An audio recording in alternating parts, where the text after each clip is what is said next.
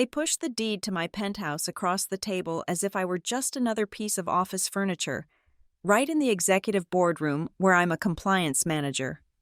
Family doesn't keep score, they insisted, but every word on that paper was a trap. I remained silent, not out of weakness. In North Alden, documents have a voice, and I knew someone was about to speak for me, live, to an audience of millions. My name is Ava Sinclair, and this is how they tried to take everything. The invitation to the 38th floor of the Halcyon Ledger building arrived as an email from my stepfather, Arthur, with the subject line, "Quick family chat." It was an absurdly casual heading for a meeting in the Stratus conference room, a place reserved for billion-dollar mergers and brutal corporate dissections. The air on this floor was different, filtered, silent, and smelling faintly of ozone and industrial-grade glass cleaner. It was the smell of power. Through the floor-to-ceiling windows, the city of North Alden was a watercolor painting bleeding in the relentless October rain, 1,000 silver towers dissolving into a gray sky. I walked in expecting to see my sister Marla and Arthur waiting for me, perhaps with some petty grievance to air in an inappropriately corporate setting. That was their style, using the symbols of my world to try and diminish me within it. But they weren't alone. Catherine Vance, Halcyon's head of human resources, sat to Arthur's right. Her posture was a masterclass in weaponized neutrality, her face a carefully blank canvas. To Marla's left sat Marcus Thorne, the firm's general counsel, a man who looked like he was carved from the same obsidian as the 20-foot conference table. He was unnervingly still, his presence a black hole in the bright, sterile room. My stomach tightened. This wasn't a family chat. It was an ambush.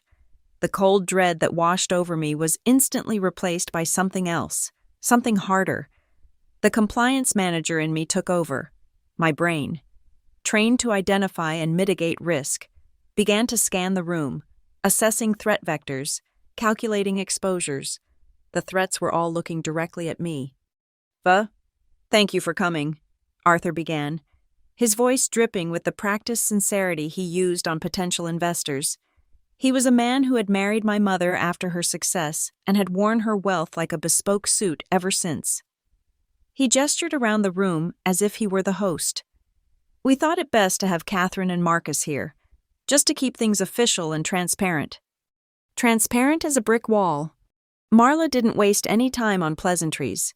My older sister had always been the star, the one with the dazzling social skills and the effortless charm that made people want to give her things. Today, that charm was a thin, brittle veneer over a core of cold ambition.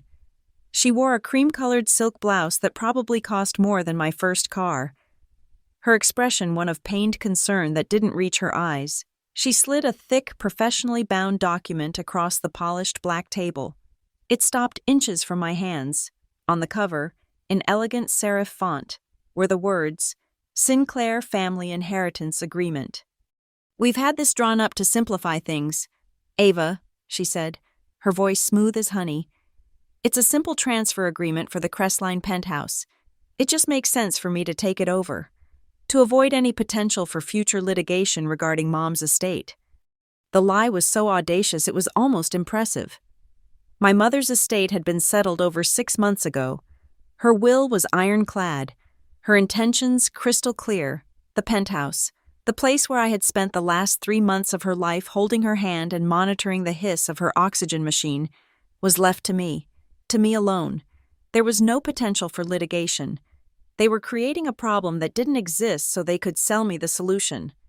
Arthur leaned forward, placing his hands on the table in a gesture of paternal reasonableness. "Your mother, Eleanor, God rest her soul, wouldn't have wanted any friction between you two. She valued family harmony above all else. Honestly, Ava, her leaving you the primary real estate asset, it created an imbalance. We're just trying to correct that, to keep the peace." The condescension was suffocating. He spoke of my mother's wishes as if he had any idea what they were. He spoke of imbalance when he and Marla had feasted on her success for years while I built my own career from the ground up. One regulation and policy document at a time. The penthouse wasn't just an asset to me, It was the last tangible piece of my mother I had left. It was the quiet space where her memory lived, far away from their greedy hands, and they were trying to rip it away from me in a glass box in the sky. This was when Catherine Vance spoke, her voice crisp and devoid of any human warmth. There is also a corporate consideration. Ava, as you know, Halcyon Ledger has recently onboarded Crestline Towers Property Management Group, Varden Properties, as a significant client. Your ownership of a primary residence within their flagship building, while also serving as a compliance manager for the firm that handles their financials, constitutes a significant conflict of interest. It was a weak argument, and she knew it. My role had no direct oversight of the Varden account. Any potential conflict was minor, easily managed with a simple disclosure form, a form I had already filed months ago as a matter of professional diligence. They had taken a non-issue and inflated it into a corporate crisis, a pretext to give their personal greed the weight of professional necessity. It was a beautiful, elegant, and utterly corrupt maneuver. Then Marcus Thorne, the lawyer, made his move. He had been silent the entire time, watching me with the unblinking patience of a predator. He didn't speak. He simply reached into his jacket, produced a heavy silver fountain pen, and placed it on top of the document. The soft thud it made echoed in the silent room. The firm requires a resolution to this conflict of interest within 24 hours, Catherine said, her eyes fixed on me. Your signature on this agreement would be the most efficient resolution. A failure to resolve this would have serious implications for your employment contract. There it was, the threat, laid bare. Sign away your home, your inheritance, or we destroy your career. They had me boxed in, leveraging my family against my profession and my profession against my family. They thought they had left me with no choice. My hands felt cold. My heart was a slow, heavy drum against my ribs. I forced myself to breathe. My training kicked in. Never react, analyze, read the fine print. I pulled the document closer, my fingers tracing the sharp edge of the cover. They watched me, their faces a mixture of pity and triumph. They thought I was breaking, but I wasn't. I was working. I flipped through the pages of dense legalese, my eyes scanning clauses and subclauses. It was mostly standard boilerplate, designed to look intimidating. But then I found it, in the back, under a section of miscellaneous provisions, was Appendix 7B, Schedule of Transfer. It detailed the mechanics of the handover. The language was convoluted, but one phrase jumped out at me, a single loose thread in their carefully woven net.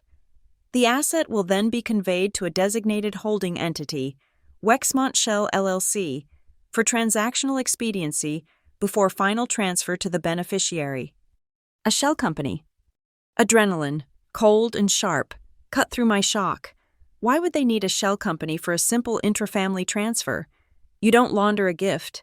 Wexmont Shell LLC. The name was meaningless, but its presence was everything. It meant this wasn't just a simple, ugly family cash grab.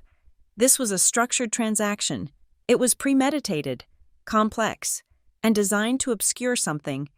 And if it was designed to obscure, it was my job to find out what. I closed the folder slowly, my mind racing. I couldn't fight them here. Not on their terms. I needed time. I needed a different battlefield. I looked up, letting my shoulders slump. I made my expression one of bewildered hurt, of a cornered animal. I let a tremor enter my voice. This is a lot, I whispered, looking from Marla to Arthur. I can't just sign something like this. It's my mother's home. I need to have my own lawyer look at it. Please, just give me a day. It was the perfect move. It played directly into their narrative of me being the emotional, overwhelmed younger sister. Arthur's face softened with patronizing sympathy. Marla's eyes held a flicker of annoyance at the delay, but she nodded, confident the outcome was inevitable. Of course, Ava, Arthur said smoothly. Take the time you need. We'll have Marcus's office send a full scanned copy to you immediately. That was exactly what I wanted. A digital file, complete with its hidden metadata, a trail. Sign it, Ava. Family comes first. Marla's Vietnamese was a surprise. A sudden, sharp jab meant to remind me of a childhood where I was always expected to concede to her. Just sign it. Ava. Family first. Her voice was low, impatient, the mask of concern finally slipping to reveal the cold steel beneath. I looked directly at her, letting the feigned weakness fall away from my face like a shroud. The real me, the person who lived and breathed rules and consequences, looked back at her. The noise of the rain against the glass seemed to fade. I spoke in English, my voice just as quiet, but clear and precise, each word a carefully placed stone. Family later, legal first. I stood up, leaving their pen and their lies on the table. I picked up my bag, turned my back on their stunned, silent faces, and walked out of the Stratos conference room. The click of my heels on the marble floor the only sound. The war had begun. Back in the sterile quiet of my own office on the 27th floor, the city's rain-streaked panorama felt less like a view and more like a cage. The scanned document from Marcus Thorne's office was already in my inbox, a digital bomb ticking on my screen, but I didn't open it yet. First, I had to trace the rot back to its roots.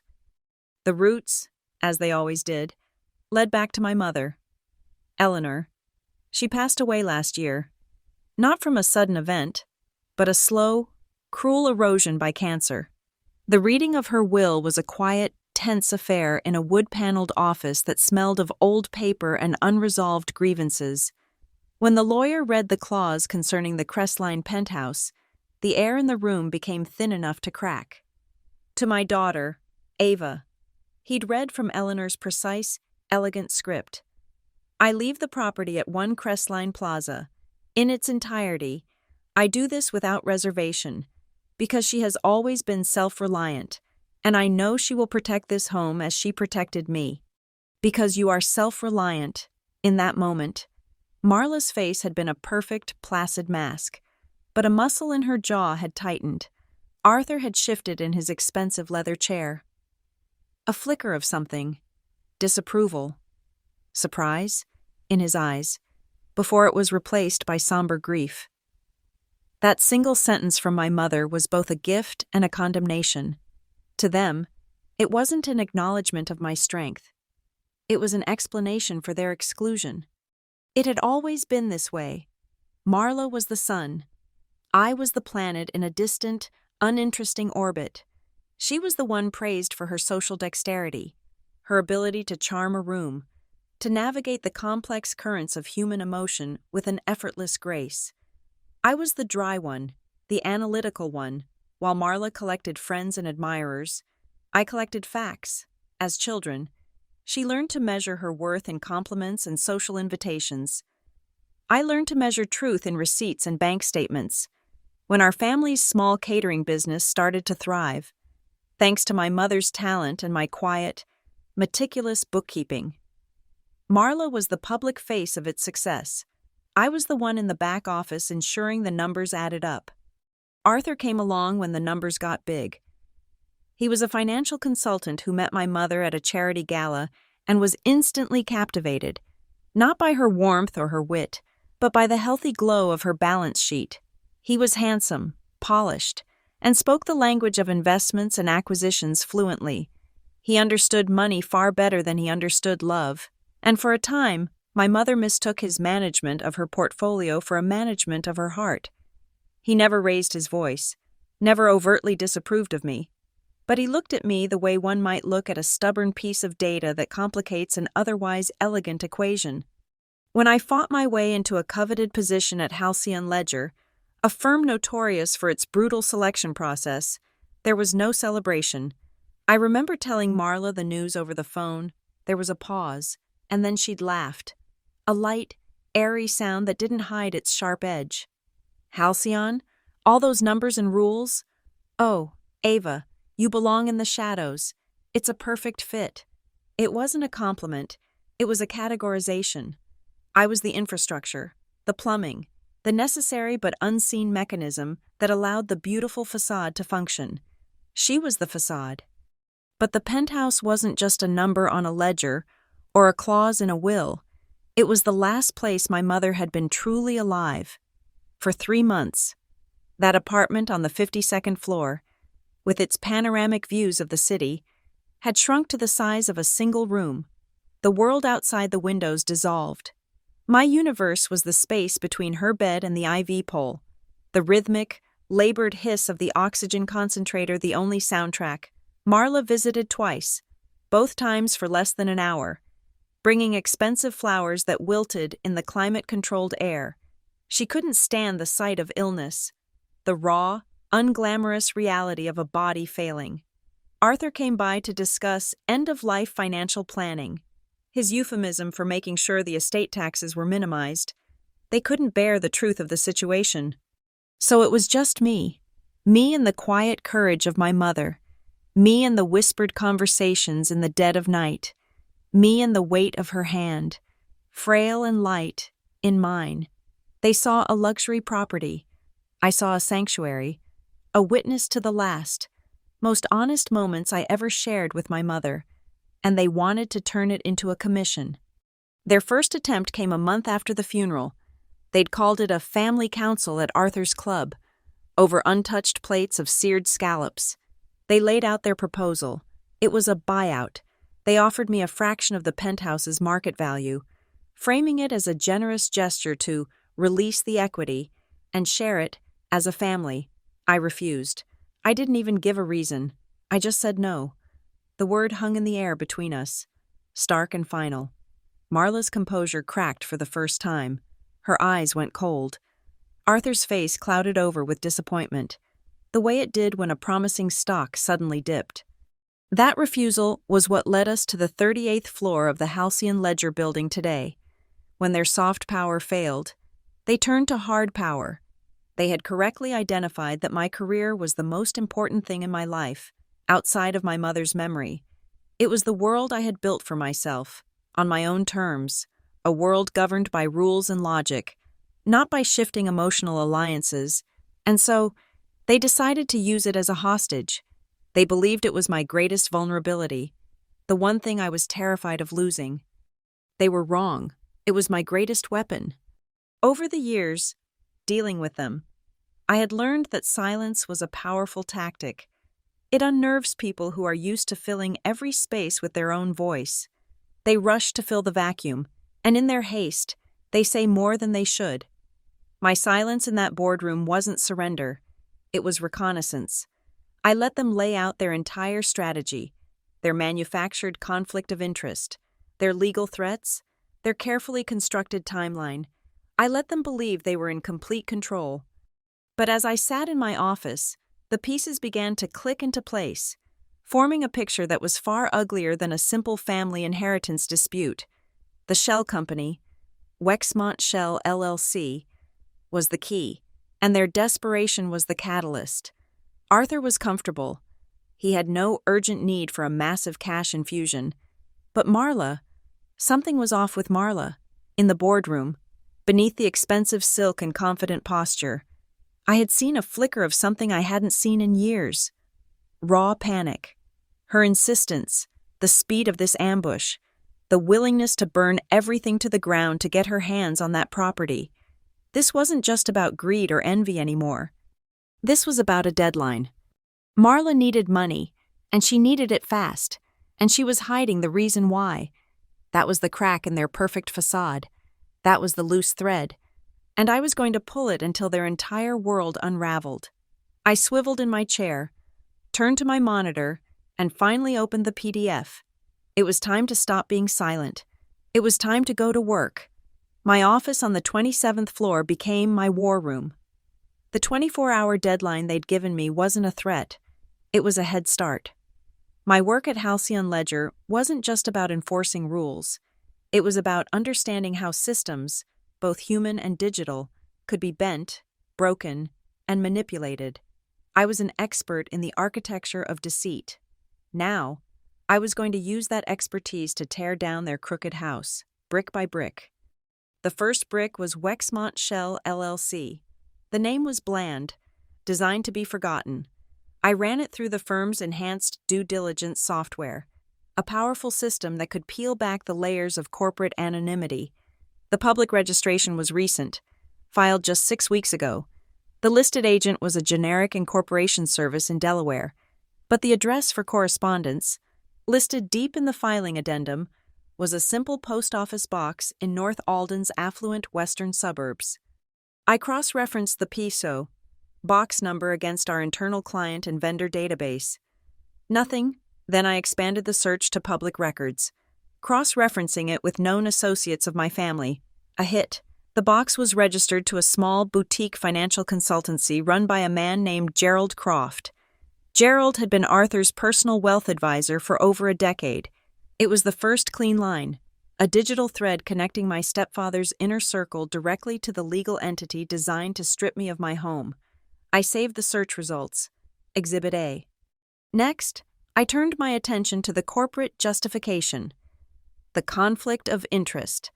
Catherine Vance had built her argument on an official HR memo.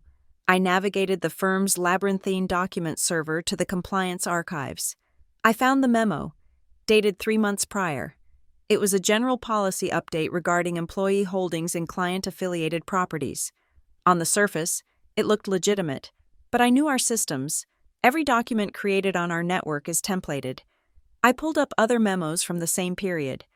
The font in the body of the conflict memo was Calibri, size 11, but the standard template for that quarter had used Cambria, size 12, a small thing, an invisible thing to anyone else.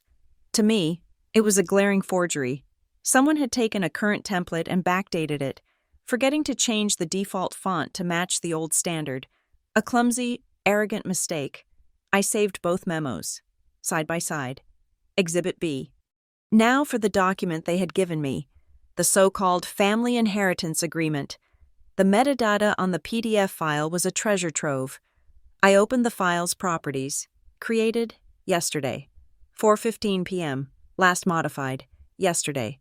5:32 p.m., and the author field didn't say Marcus Thorne. General Counsel, it said Liam Costa. Liam Costa, a junior assistant in HR. We had gone on 3 excruciatingly awkward dates about a year ago, after which I had politely but firmly ended things. His ego, clearly bruised, had curdled into a quiet, persistent resentment. He was the kind of person who would jump at the chance to participate in a senior executive's power play, especially if it was aimed at me. He was their inside man, their useful fool. He had created the document, not the company's top lawyer. The conspiracy was widening, but it was also getting sloppier. They were using compromised people. I started a broader search of the internal email server, using keywords, my name, Crestline, Varden Properties, conflict. I found a carefully cultivated whisper campaign, a handful of emails between mid-level managers, all originating from a single concerned query from Liam Costa to his direct supervisor. The narrative was subtle but poisonous. Ava Sinclair was using her inherited penthouse as leverage, creating an ethical gray area to gain influence with the new Varden account. It was a lie designed to retroactively justify the company's actions against me. I meticulously archived every email, preserving the full header information. Each one was a separate file in my evidence folder. My next step was to test the system itself. Following protocol to the letter, I used a burner phone to call the Halcyon Ethics and Compliance Hotline, the anonymous service trumpeted in our annual training modules. I reported, in a disguised voice, a case of executive coercion involving the HR and legal departments targeting a mid-level manager over a personal asset. The operator on the other end listened patiently, her voice a soothing drone. "Thank you for your report," she said when I finished. "Given the seniority of the individuals involved, this requires immediate escalation. I am transferring you directly to the head of Human Resources, Ms. Catherine Vance, who will personally oversee this sensitive matter." The line clicked. I hung up before Catherine's voice could come on. It was the confirmation I needed. The safety net had been cut. The watchmen were in on the heist. I spent the next hour organizing my findings. On an encrypted external drive, I created 3 folders. The first was labeled Internal. It contained the backdated memo, Liam's metadata signature, the email smear campaign. This was the evidence to burn down their careers inside Halcyon Ledger. The second folder was public. It held the Wexmont Shell corporate filings and the undeniable link to Arthur's advisor. This was for the authorities. The third folder was labeled Hold Back. It was currently empty. This was for the evidence I didn't have yet. The ace I would only play when they inevitably lied and denied everything. To fill that folder, I needed to connect their paper conspiracy to the physical world, to the penthouse itself. I left the office, telling my director I was doing an on-site visit. My destination was Crestline Tower. I bypassed my own apartment and went to the building's maintenance office in the sub-basement, armed with a plausible excuse. I found a supervisor named Sal, a man in his 50s with kind eyes and hands permanently stained with grease. I told him I was considering upgrading my unit's security system and wanted to know what companies the building recommended. We talked for a few minutes about smart locks and camera systems.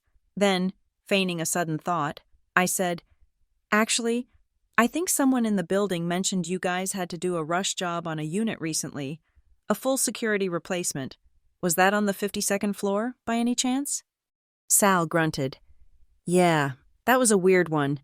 Unit 5200, your place, right? Management called it in," said the owner. "Some corporation. Requested an immediate core change and system override. Had to do it last week. Usually, the resident has to be there. This time, they just said the unit was vacant and gave us the go-ahead." My blood ran cold. They had already been inside. "A corporation?" I asked, keeping my voice light. "Do you remember the name? The company I use for my office security is looking to get into residential, and I'm wondering if it was them." He shrugged, wiping his hands on a rag. "Nah, payment was weird.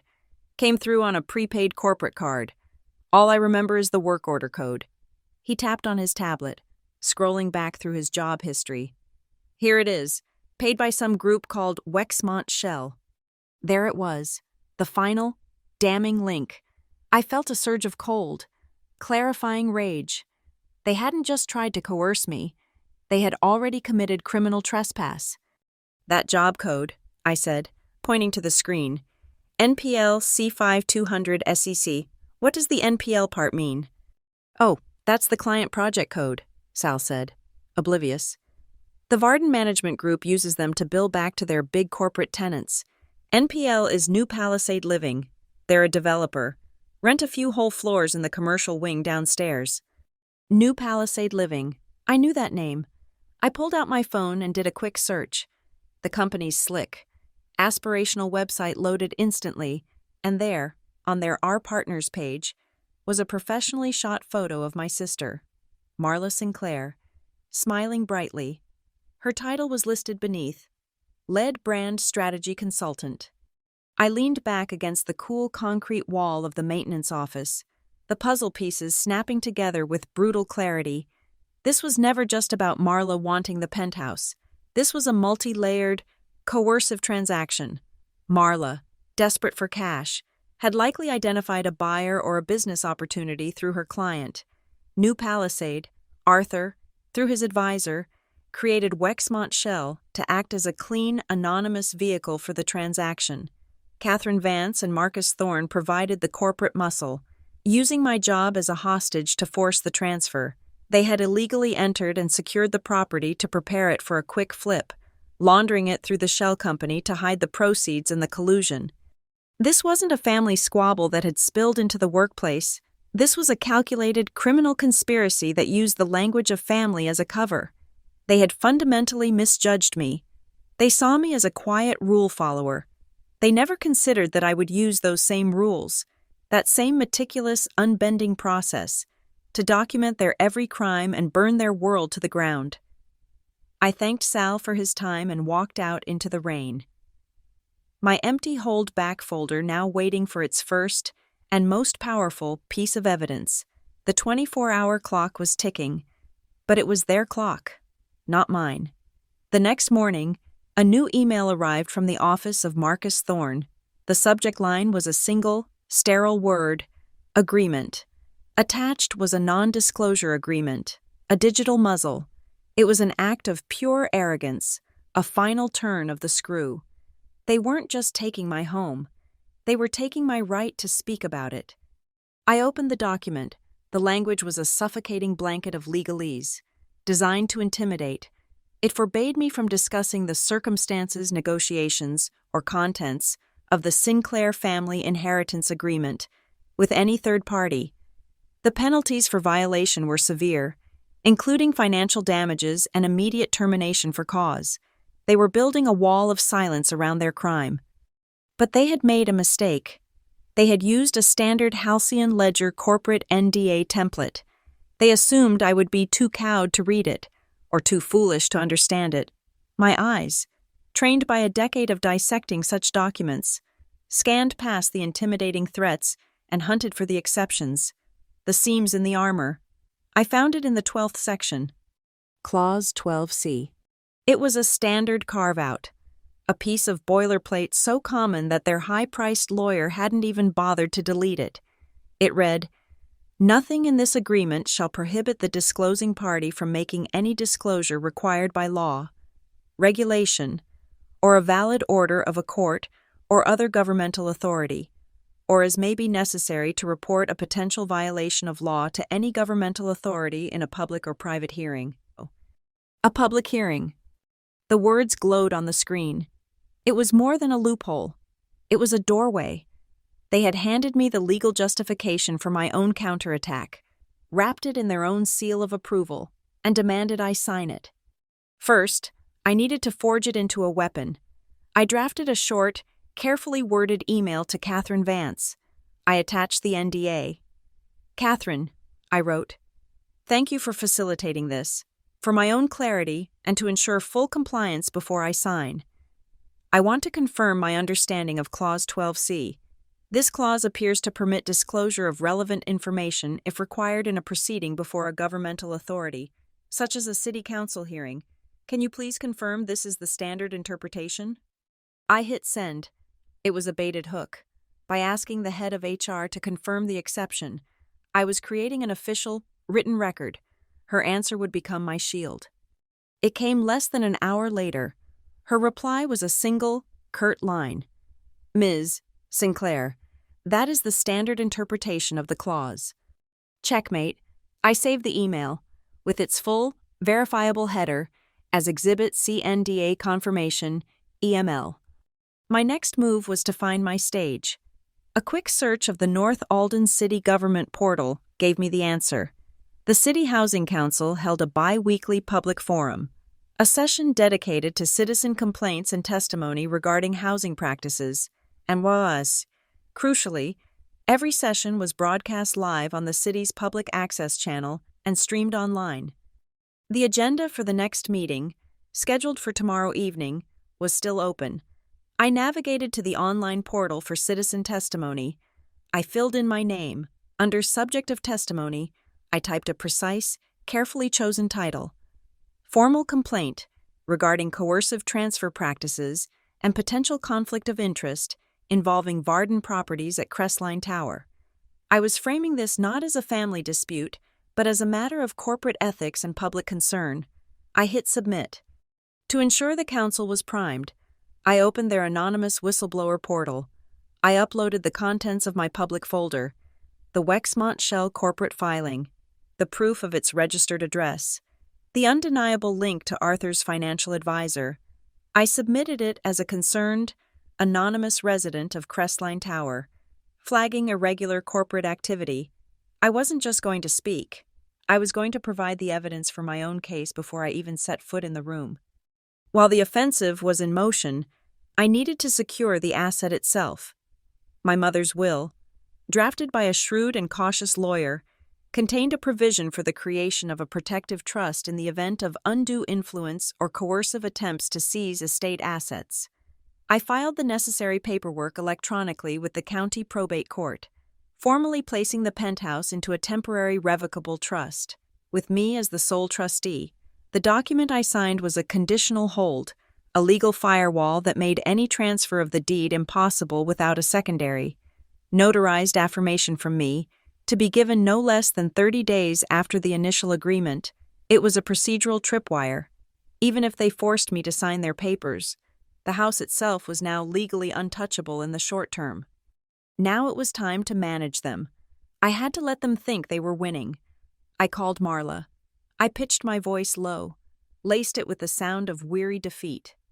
"Marla," I said, the words tasting like ash. "You win. I'll sign the papers. I can't lose my job over this. I can't." There was a moment of silence on the other end, then a soft, satisfied exhale. "I knew you'd see reason. Ava," she said, her voice smooth with victory. "It's for the best, for the family." "Just tell me when and where," I said. "Let's get it over with." We set a time, 2 days from now, noon, at Marcus Thorne's downtown law office, the day after the City Housing Council meeting. Their focus would be on the finish line, on the prize they were about to claim. They would never see me coming. That evening, I made one last preparation. I bought the best smart doorbell camera on the market, one with high-definition video, motion detection, and cloud-based storage. It was perfectly legal to install a camera on the exterior of my own front door. I drove to Crestline, took the private elevator to the Penthouse, and installed it myself in under 10 minutes. I enabled the highest sensitivity settings and linked it to my phone. It was a digital sentry, a silent, impartial witness. I spent the next 24 hours in a state of hyper-alert calm, watching the pieces of my plan lock into place. The council clerk emailed to confirm my 5-minute speaking slot. My trust filing was officially recorded by the court. I signed their NDA and sent it back, a signed declaration of war they mistook for a treaty of surrender. Then, at 10:47 p.m. the night before the fake signing, my phone buzzed, a motion alert from my doorbell app. My heart hammered against my ribs. I opened the app and the live feed flooded my screen. The familiar, elegant hallway outside my apartment, illuminated by the soft sconce lighting. A figure in a dark, hooded sweatshirt was standing at my door, my new door, with its new locks. The figure didn't knock. They didn't hesitate. A key slid into the lock. My lock, a key I had never seen, held by a hand sheathed in a blue latex glove. The lock turned with a soft click, and the heavy door swung silently inward. The figure stepped inside, into the darkness of my home. For a second, he was framed in the doorway. He pushed back his hood to get a better look into the unlit foyer. The camera's night vision captured his face in stark, ghostly detail. It was Liam Costa, the HR assistant. His face was pale, his eyes wide and nervous. He was a pawn, a foot soldier sent to do their dirty work, likely to retrieve some item or plant something before the new owner took possession. The app recorded it all: his face, the key, the glove, the illegal entry. The timestamp at the top of the screen read 10:47:18 p.m. I stopped the recording and saved the clip to the cloud, then downloaded a hard copy to my encrypted drive. I dragged the video file into the once empty folder. Hold back. The trap was now set, and it was perfect. The morning of the hearing dawned gray and hostile, the sky the color of wet concrete. I had slept for exactly 94 minutes, according to the wellness app on my phone. The rest of the night had been a blur of caffeine and methodical preparation, arranging my evidence into a precise, unassailable narrative. My entire strategy was built on the cold, hard logic of the law and corporate procedure. It was a solitary plan, executed in the sterile silence of my apartment. Then my phone buzzed with a notification from a secure messaging app I rarely used. A direct message from a username I didn't recognize, Civic Lens. The profile picture was a stylized iris, like the aperture of a camera lens. The message was 4 short, sharp sentences. I'm an independent journalist. I saw your speaker application for the City Housing Council meeting tonight. Your topic is unusually specific. I will be live streaming the session, as I always do. I stared at the message, my coffee forgotten. My plan had been to operate within the quiet, dusty confines of a municipal hearing, an audience of a few bored city clerks, and perhaps a handful of insomniacs watching public access television. A live stream changed the equation completely. It took my controlled demolition and put it on a jumbotron. My fingers hovered over the keyboard. Who was this person? A crank? A genuine activist? A trap? My training screamed at me to ignore it, to stick to the plan, to control the variables. Before I could reply, a second message appeared. The question is, do you want to be on camera, or do you want to be a ghost? A ghost. The word resonated with Marla's dismissive comment. You belong in the shadows. This time, the shadows felt like the right place to be. This wasn't about my face or my personal pain. My anger was the fuel, but the evidence was the engine. The process had to be the protagonist of this story. Anonymous, I typed back, my thumb firm on the screen. The documents need to speak for themselves. The reply was instantaneous. Good choice. Makes the case stronger when it isn't personal. Speaking of which, my source inside Crestline Management confirms your complaint has merit.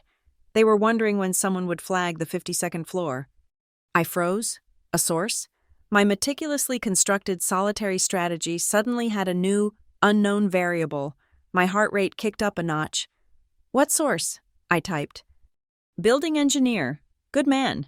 Was pressured last week by Varden Management to sign off on a falsified emergency maintenance report for Unit 5200.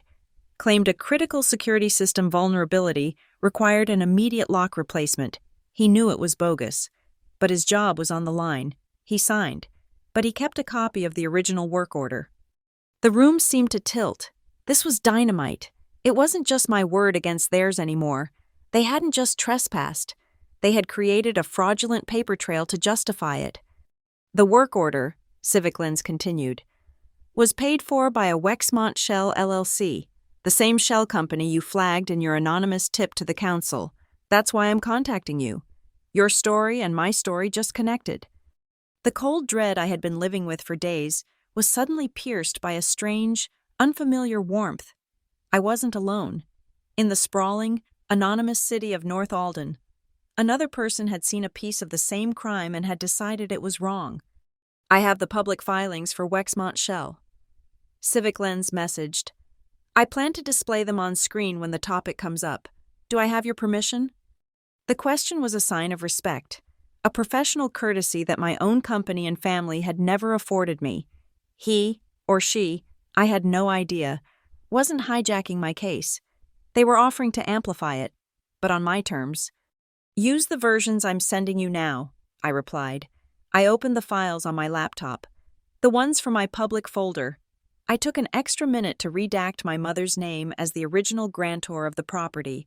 I wanted Marla and Arthur to see nothing familiar, nothing personal, only the cold, hard facts of their own conspiracy. I sent the scrubbed documents through the encrypted channel. A thought struck me then, a moment of dark humor in the midst of the chaos. My entire career was built on trust, but only after rigorous verification. Know your customer. Due diligence. Yet here I was, emailing a package of evidence that could decide the fate of my life to a complete stranger I knew only by a screen name. I didn't know their real name, their face, their motives beyond a stated belief in transparency. They didn't know mine. We were two ghosts, preparing to haunt the same machine. It was either the smartest or the stupidest thing I had ever done. Got them, the reply came. Clean redactions. You know what you're doing. Then, the line that solidified everything. Look, you just do your part. Follow the process. Present your case to the council as planned. The rest, you leave that to the public lens. Let people see. Let people see. I leaned back in my chair and closed my eyes. For the past year since my mother's death, and for the 48 hours since the ambush in the boardroom, I had felt a profound, isolating loneliness. I was a single data point of opposition against a network of greed. But this stranger, this Civic Lens, wasn't on my side. They were on the side of the principle.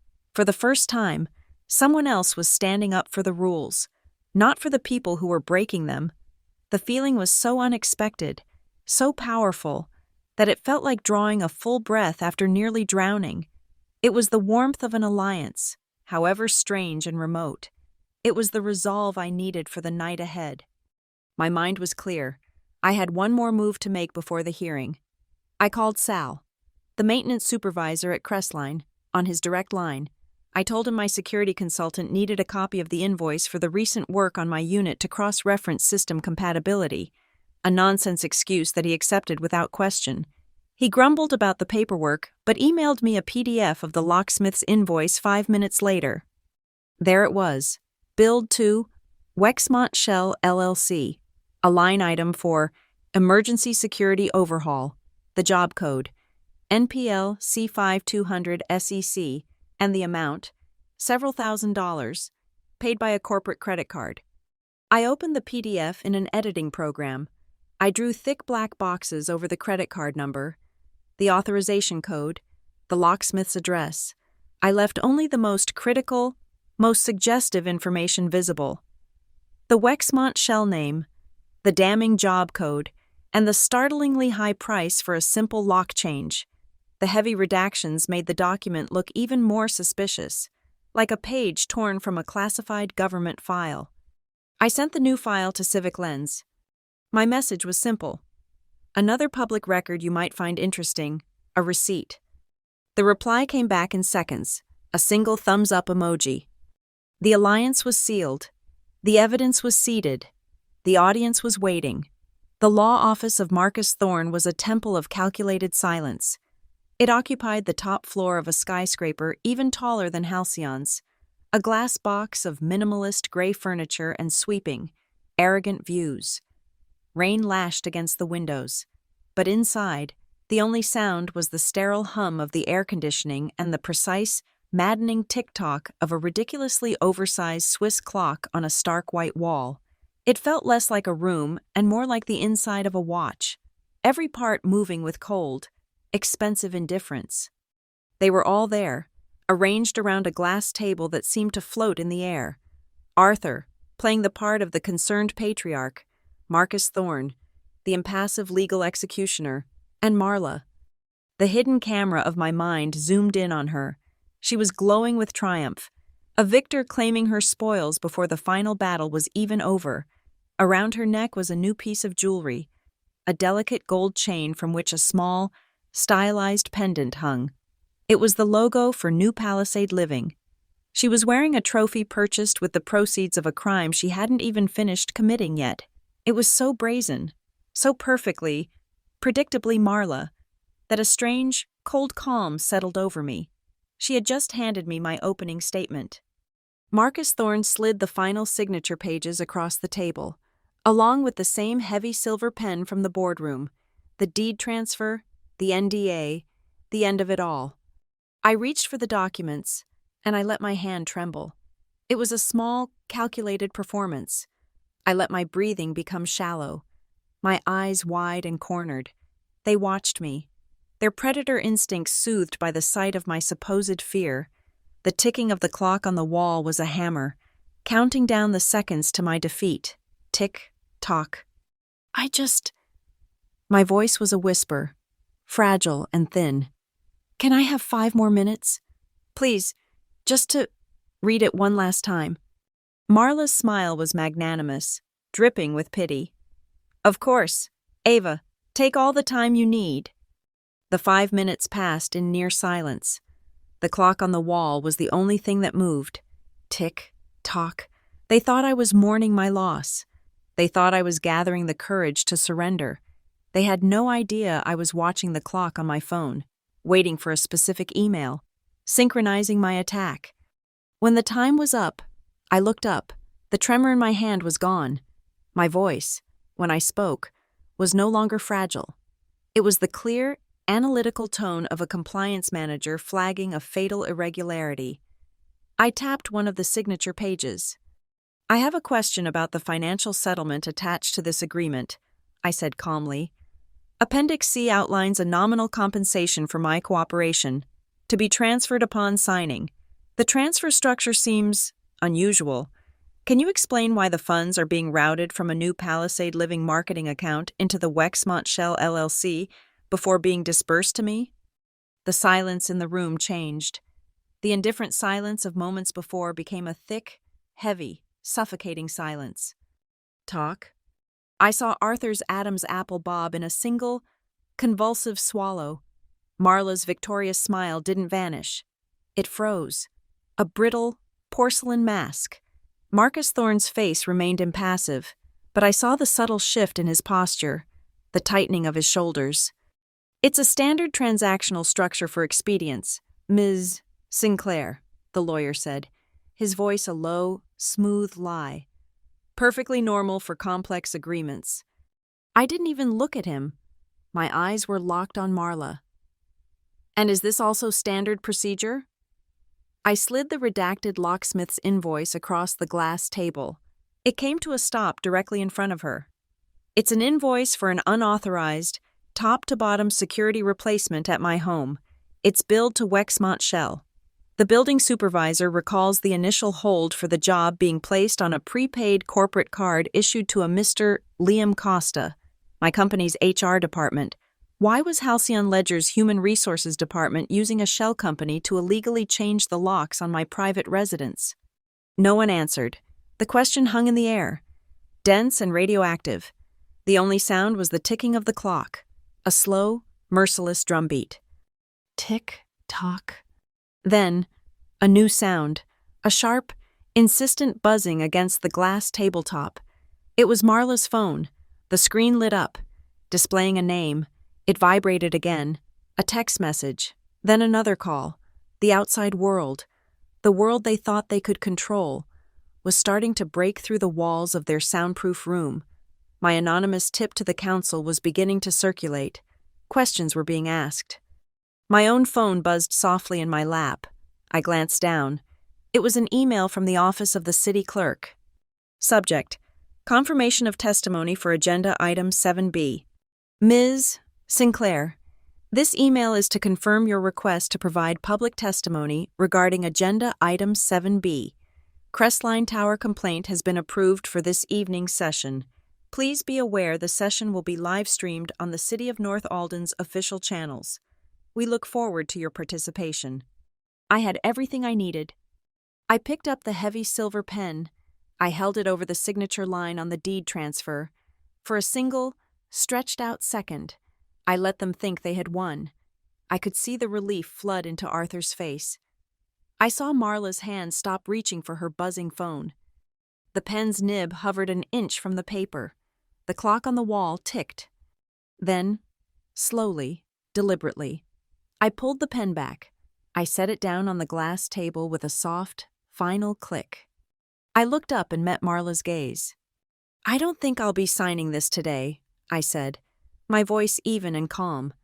"In fact, I think we should let the public decide for us. Tonight." The color drained from her face. The frozen smile finally shattered. "What did you do?" she breathed. "I followed the process," I said. "Something you should have thought of." Her voice dropped to a venomous whisper, a desperate, disbelieving hiss. "You wouldn't dare." I let a small smile touch my lips for the first time. It felt cold. It felt powerful. "You have no idea what I dare." I stood up, leaving them in their glass-walled prison with their lies, their buzzing phones, and the relentless, damning ticking of the clock. The live stream started at 7:02 p.m. I watched it on my phone from the sterile anonymity of a coffee shop 2 blocks from City Hall. The screen was a black and white title card. Civic Lens Live. The viewer count in the corner of the screen was already climbing. 1,134, 1,272, 2,019. A voice, calm, clear, and digitally modulated to be unidentifiable, began to speak over a slow pan of the North Alden skyline, which eventually zoomed in on the glittering spire of Crestline Tower. "Good evening. North Alden. We're live at the City Housing Council, where the agenda tonight is procedural, mundane, and vital. But we're starting with a question that came into our tip line. It's a simple one.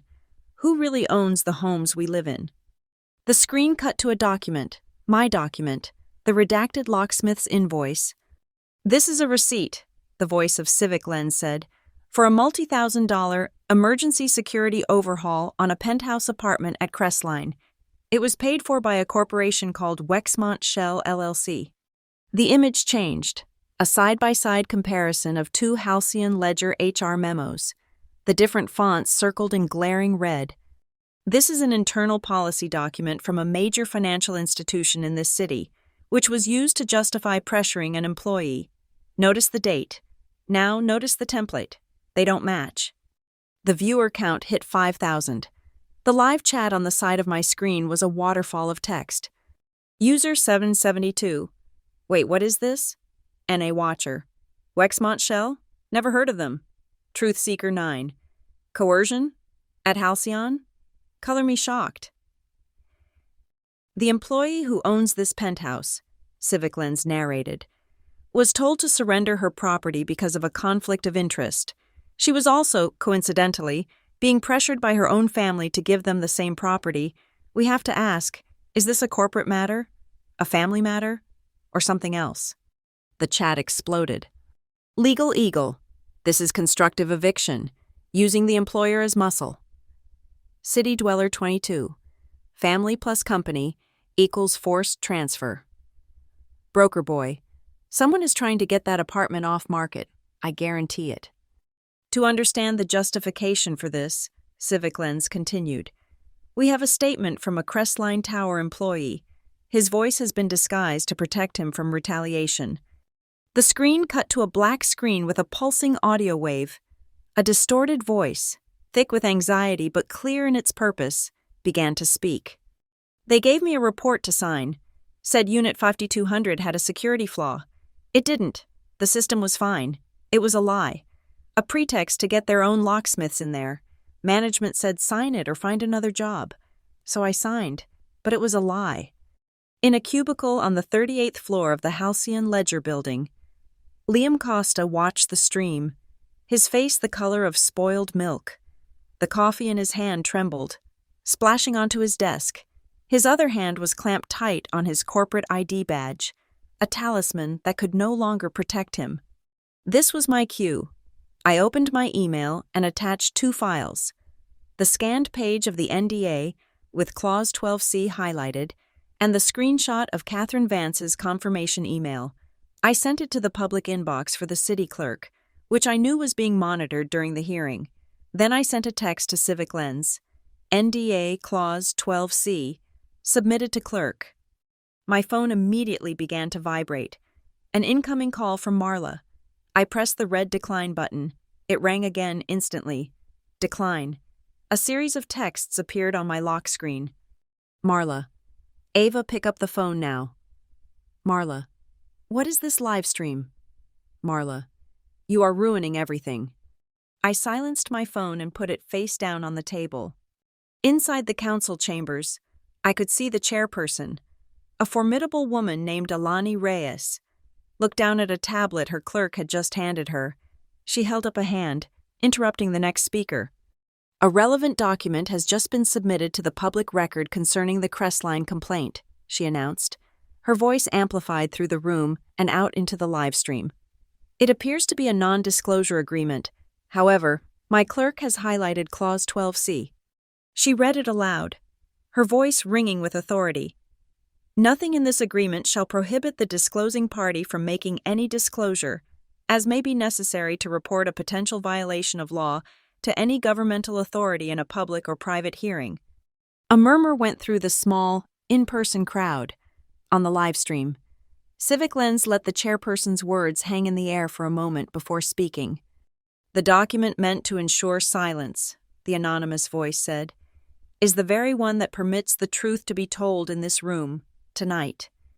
The viewer count was now over 15,000. And now, for the final piece of the puzzle, Civic Lens said, let's go back to the shell company, Wexmont Shell LLC. A new graphic filled the screen. On the left was the Wexmont corporate filing, the PEO box in the western suburbs circled in red.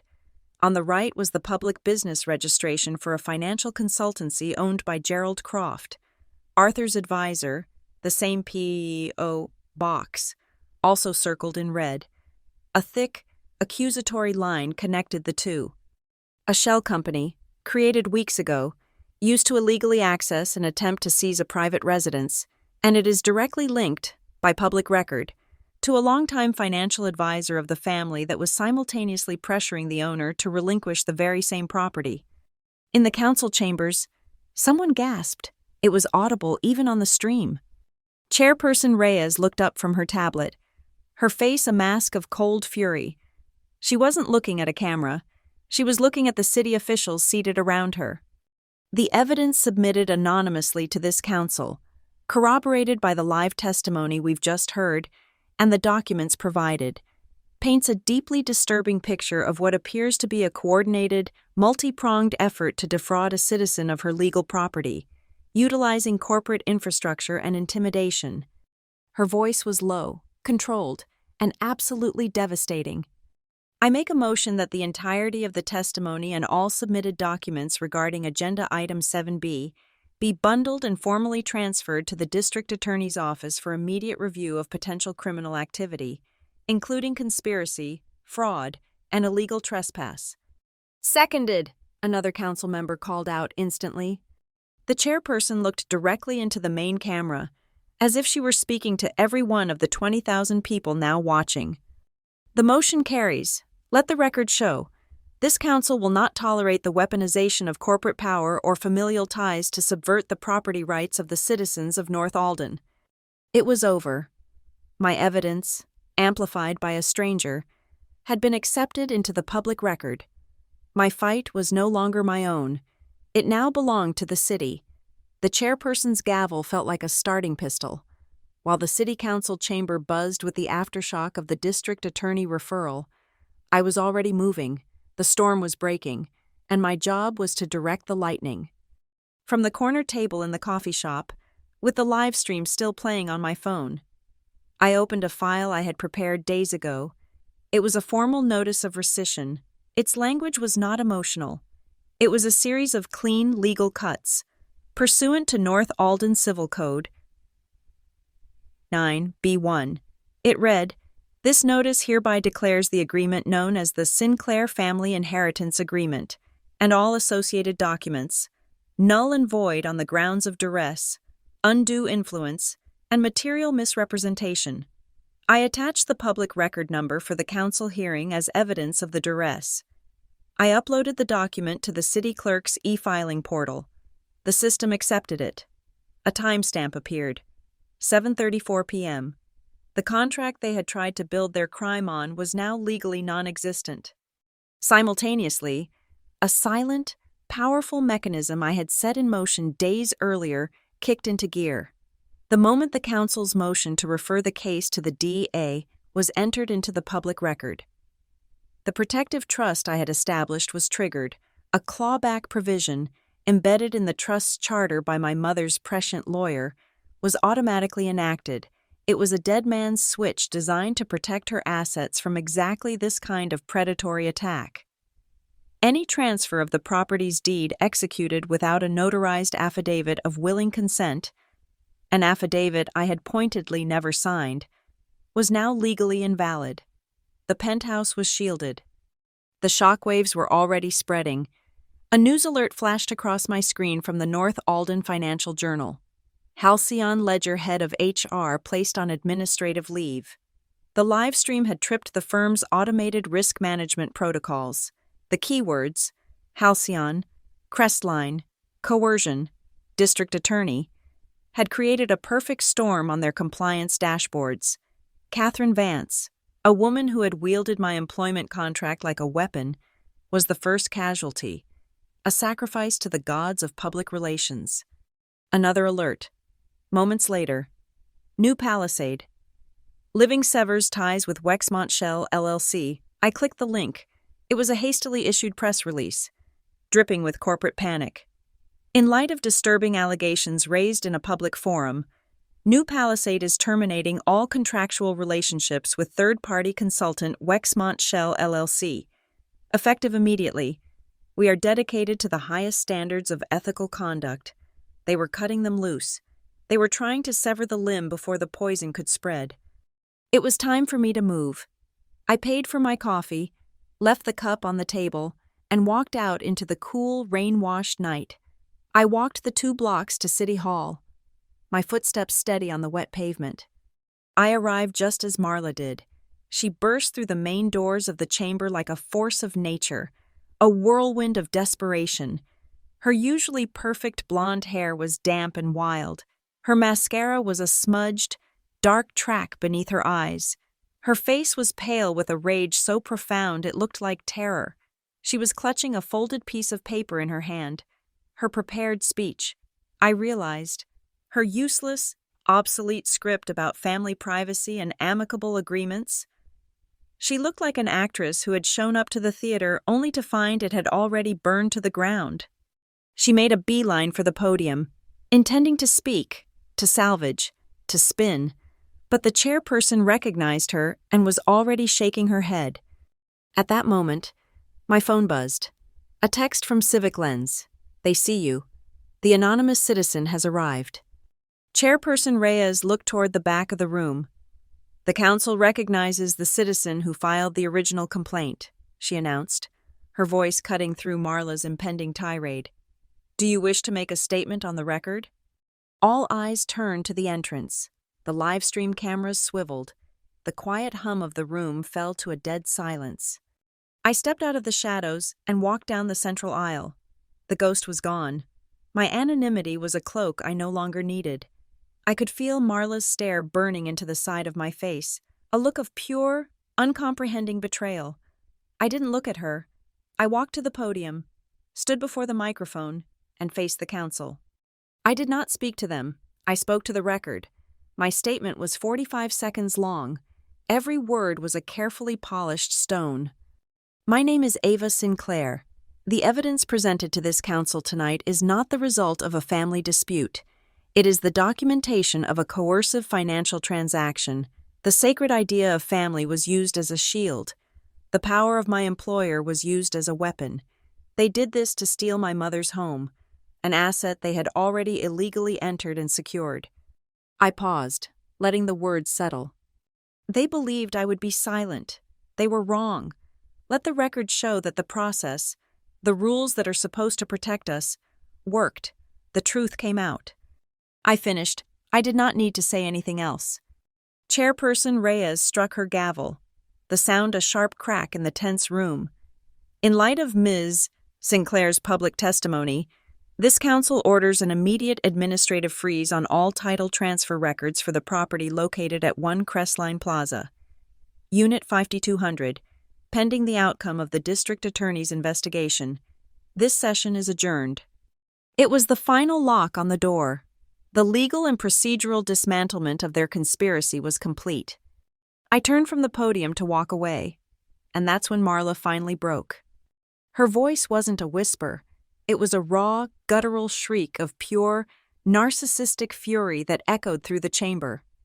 Ava, you are embarrassing this family in front of the entire city. She didn't scream about the crime. She screamed about the shame of being caught. I stopped. I turned slowly to face her.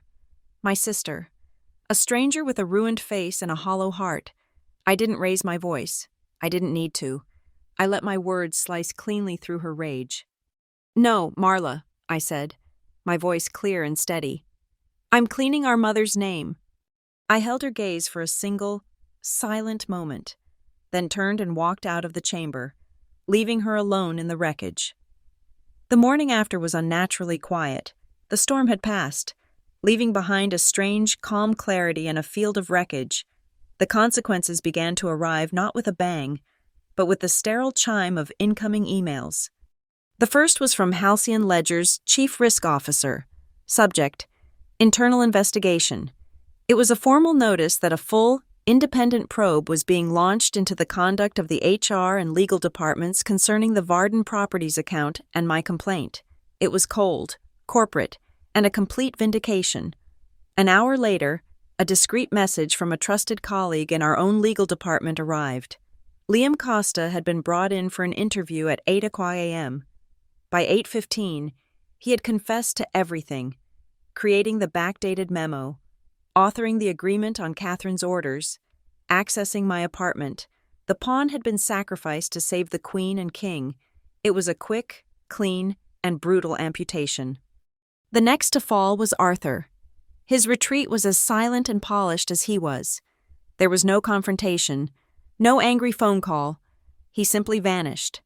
His professional networking profiles went dark. An inquiry to his office was met with an automated reply.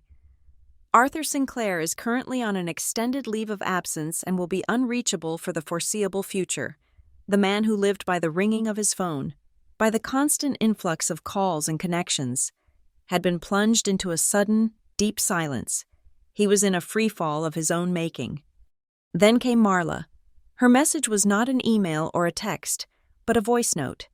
It appeared on my phone in the late afternoon, a single, pathetic-looking audio file. I let it sit there for a long time before pressing play. Her voice, stripped of all its practiced charm and condescension, was raw and reedy. It was the voice of a spoiled child who had finally been told no. "Ava, you don't understand." A shaky breath. "I didn't want the penthouse for me.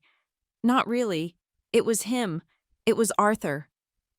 A pause, thick with a sob she was trying to swallow. "He has debts, gambling, a lot. He told me he'd lose everything, that we'd lose everything. I just needed the money from the sale to fix it. That's all. I was just trying to fix it." The ugly, sordid little truth. It wasn't a grand conspiracy for power.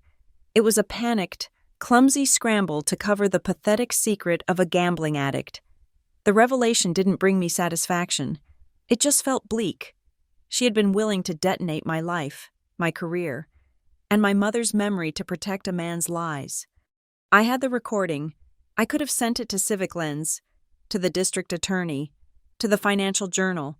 I could have completed their humiliation, stripping them of the last vestiges of their dignity. But what for? My goal was justice, not annihilation.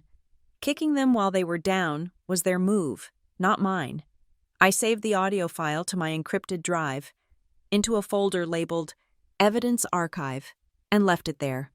A final piece of leverage I never intended to use. The official victory arrived 2 days later, an electronically signed letter from the North Alden City Attorney's Office. It was brief and to the point.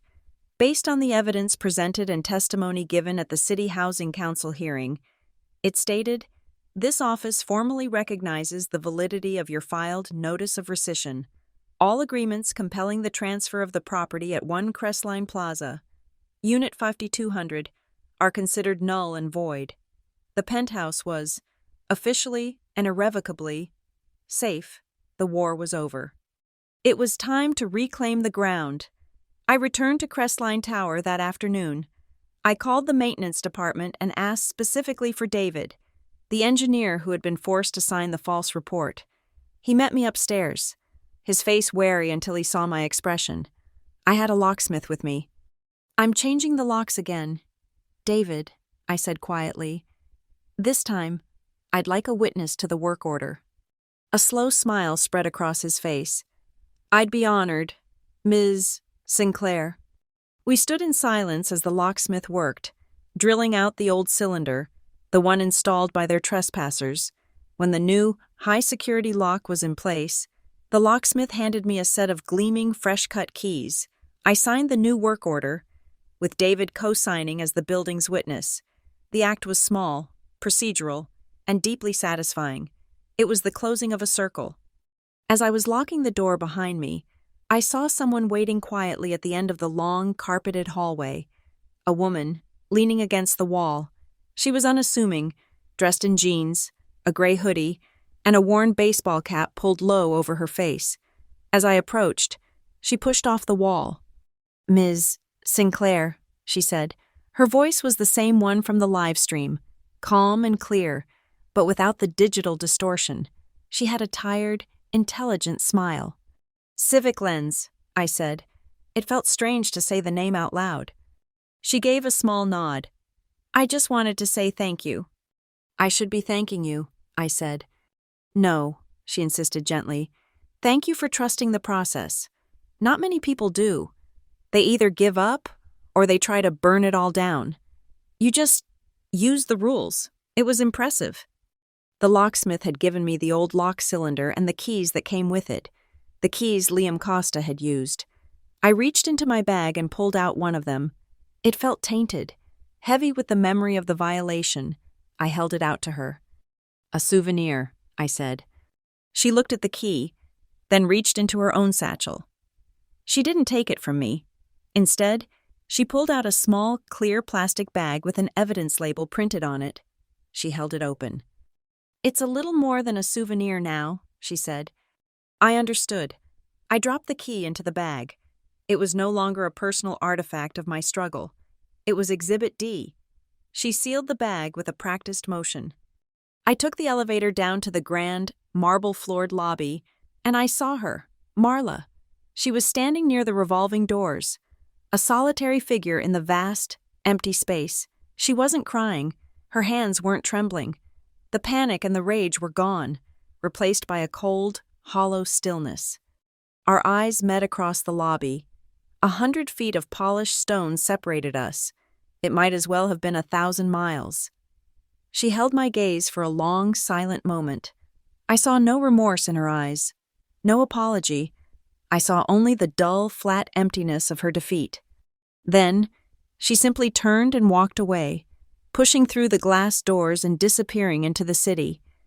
She didn't look back, and I felt nothing, no anger, no pity, no need for an apology she was incapable of giving. The final quiet move had been made, not by me, but by her. She had erased herself from my life, and I was content to let her go. I used my new key.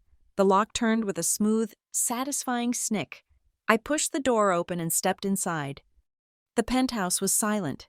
It was a silence that felt different from before. Not empty, but peaceful. The floor-to-ceiling windows were vast black canvases, slick with rain and dotted with the glittering, distant lights of North Alden. The city lights reflected on the polished white marble floors, a river of fractured constellations flowing through the room. My home. I didn't turn on all the lights, just a few soft, recessed lamps that cast a warm, gentle glow. In the kitchen, sitting exactly where I had left it months ago, was the teacup. It was a simple piece of porcelain, pale blue with a delicate, faded gold rim, my mother's favorite. She had been drinking from it the day she came home from the hospital for the last time. I had washed it and put it on the counter, and I couldn't bring myself to put it away. It wasn't a piece of an estate to be fought over. It was a relic, a quiet, steadfast reminder of what had truly been at stake. I ran my finger along the rim. It felt like a handshake across time. I walked to the vast window in the living room, the one that faced east over the city's concrete heart. I slid the heavy glass panel open just a few inches. A cool, damp breeze, smelling of rain and wet asphalt, washed into the room. I could hear the city breathe, the distant, rhythmic hum of traffic, the faint wail of a siren miles away. The sounds were no longer threatening.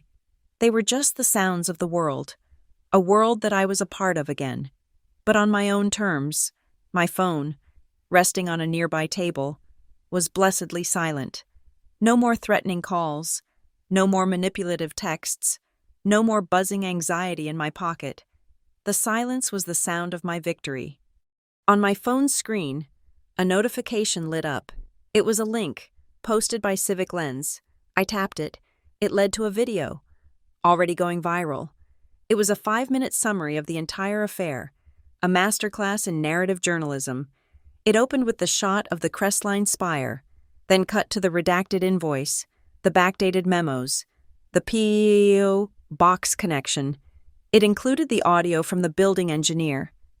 His voice disguised, but his words damning. It showed a clip of Chairperson Reyes referring the case to the district attorney. The video was titled, "When Family and Corporations Collude, the Law Will Speak." It was no longer my story. It was a case study, a public warning. My gaze drifted to a silver frame on a bookshelf. It was a photo from years ago, taken at a company gala of my mother's, Arthur, looking handsome and proprietary, with his arm around my mother, Marla, dazzling in a sequined dress, smiling for a camera that wasn't there. My mother, looking happy, but with a flicker of something weary in her eyes that only I had ever seemed to notice. The Sinclair family brand. A perfect, polished lie. I walked over, picked up the frame, and opened the back. I slid the photograph out. It felt thin and flimsy in my hand. I walked to the hall closet where I kept a few of my mother's things in a storage box. I placed the photograph inside, on top of a stack of old programs and menus. Then I placed the lid on the box. It wasn't an act of anger, it was an act of filing, a piece of the past being put in its proper place. As I walked back into the living room, my phone chimed with a new email. It was from the city council clerk. The subject was simple: confirmation of findings. The email was brief, informing me that the council's preliminary conclusions had been officially ratified and the administrative freeze on my property's title was now a matter of permanent public record until all legal proceedings were concluded. It was a final bureaucratic seal on my reclaimed life. I thought of Marla, disappearing through the lobby doors. I picked up my phone. I had no desire to speak to her, but there was one last thing that needed to be said. One final piece of advice, from one survivor to another. I sent her a single, untraceable text message. Save yourself before you try to save anyone else. I hit send, then deleted the thread. There was nothing more to say. I walked through the penthouse, my home, and began to turn off the lights.